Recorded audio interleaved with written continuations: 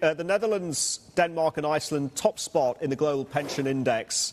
Singapore remains top in Asia, but we were talking earlier, they cannot rest on their laurels. And for everyone in this index, pension reform isn't necessarily at the top of the agenda. And there is an urgency here. It needs to be fit for purpose because of the ageing population. What do they have to do? Well, absolutely right. And we've got an ageing population for two reasons. Really, we've got falling birth rates around the world, and post-pandemic, we're continuing to live longer. So we need to do a number of things. Firstly, we need to make retirement a more flexible orientation. The concept of a retirement age at 60, 65 is very outdated.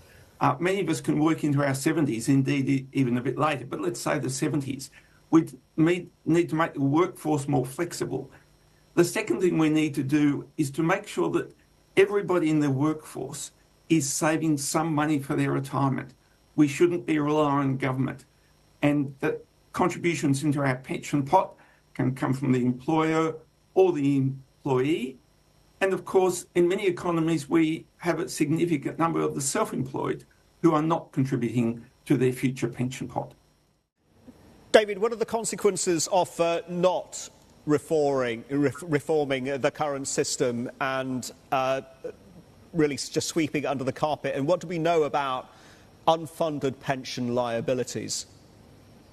Right. Well, I think the consequences looking forward with an ageing population can be very serious for the government and society. If I just look at Southern Europe, Austria, Italy, etc., they have very significant promised public pensions, not in the private sector, it's coming from the government. But they are an ageing population. Their fertility rates are low, they're living longer. So who's going to pay for this pay-as-you-go pension in 10 or 20 years' time? And the answer is it has to be the taxpayer. So as you get fewer and fewer workers for more and more older people, you get a crunch, you get a squeeze. Therefore, it's really important that you put money aside now for 10, 20, 30 years' time. You can't rely on the next generation because the next generation will be smaller than it has been in the past. And so if we don't act now, I think we can expect to see increased poverty amongst the older population.